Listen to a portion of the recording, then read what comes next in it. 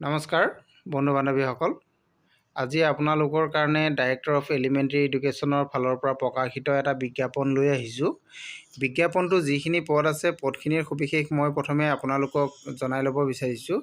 প্ৰথমতে আপোনালোকে চাওক, ইয়াতে পদসমূহ দেখিছে নিশ্চয়। ইয়াতে পদসমূহ চাওক, এছিষ্টেণ্ট টিচাৰ এইটো আছে হিন্দী, আৰু assistant teacher English, assistant teacher arts, assistant teacher maths and science আৰু assistant teacher maths and science. এইকেইটা পদ ইয়াতে আছে। মুঠ ইয়াতে 5টা পদৰ কাৰণে ভেকেঞ্চিৰ কাৰণে বিজ্ঞাপন আহিছে। এই পদকেইটাৰ কাৰণে আপোনালোকৰ কি কি কোৱালিফিকেশ্যন লাগিব মই সেইকেইটা আপোনালোকক প্ৰথমে জনাই লওঁ। আৰু গোটেইকেইটা পদৰ কাৰণে আপোনালোকৰ গ্ৰেজুৱেট লাগিব।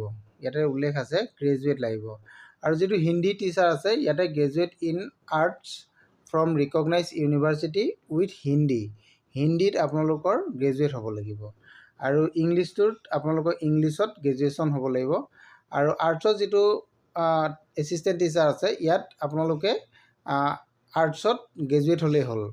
আৰু যিটো মেথছ এণ্ড ছায়েন্স আছে তাতে আপোনালোকৰ ছায়েন্সত গ্ৰেজুৱেট আপোনালোক হ'ব লাগিব। এইখিনি কথা ইয়াতে আছে। আৰু লগতে আপোনালোকৰ এই পদকেইটাত আবেদন কৰিবলৈ হ'লে আপোনালোকে UP টেট বা HS টেট কোৱালিফাইড হ'ব লাগিব। লগতে আপোনালোকৰ BEd থাকিব লাগিব। আৰু যদি এক্সপিৰিয়েঞ্চ থাকে, আপোনালোকৰ যদি UP বা HS লেভেলত এক্সপিৰিয়েঞ্চ থাকে তেনেহ'লে আপোনালোকে প্ৰিফাৰেঞ্চ লাভ কৰিব। আৰু এই পদকেইটাৰ কাৰণে আপোনালোকৰ দৰমহাটো ইয়াতে যদি আপোনালোকে চাই 22,000 টকাকৈ দৰমহা দিব। আৰু এই পদকেইটাৰ কাৰণে আপোনালোকৰ বয়সটোৰ কথা ইয়াতে উল্লেখ আছে। বয়সটো বিল' 45 ইয়াৰ্ছ হ'ব লাগিব। আপোনালোকৰ 1/1/2026লৈকে আপোনাৰ বয়সটো ধৰা হ'ব। এতিয়া এইকেইটা কথা আপোনালোকে জানিলে। এতিয়া আপোনালোকে আহক, বয়সৰ কথাখিনিও অলৰেডি আপোনালোকক জনাই দিয়া হ'ল। এতিয়া আপোনালোকে কেনেধৰণে আবেদন কৰিব, আবেদন কেতিয়াৰ পৰা আৰম্ভ হ'ব আৰু কেতিয়ালৈকে হ'ব। 4 ফেব্ৰুৱাৰী 2026 তাৰিখে আপোনালোকৰ ইয়াতে ইণ্টাৰভিউ হ'ব। এই ইণ্টাৰভিউত আপোনালোক এটেণ্ড কৰিব লাগিব। এই ইণ্টাৰভিউটো ক'ত হ'ব আপোনালোকে ইয়াতে চাওক, নিশ্চয় ইয়াতে দেখা পাইছে, অফিচ অফ দ্য সমগ্ৰ শিক্ষা অভিযান কামৰূপ মেট্ৰ'। এইটো অফিচত আপোনালোকৰ ইণ্টাৰভিউবিলাক হ'ব। আৰু এই ইণ্টাৰভিউটো আপোনালোকে চাওক, ডিষ্ট্ৰিক্ট মিছন অফিচ সমগ্ৰ শিক্ষা কামৰূপ মেট্ৰ'ৰ দ্বাৰা হ'ব। তাৰিখটো আপোনালোকক ক'লোৱে যে 4 ফেব্ৰুৱাৰী 2026। ইয়াত যাওঁতে আপোনালোকে সকলোবিলাক ডকুমেণ্টছ আপোনালোকে লগত লৈ যাব লাগিব। বয়সৰ certificate, educational qualification certificate, TET qualified certificate, working experience certificate, সকলোখিনি ডকুমেণ্টছ আপোনালোকে লৈ যাব।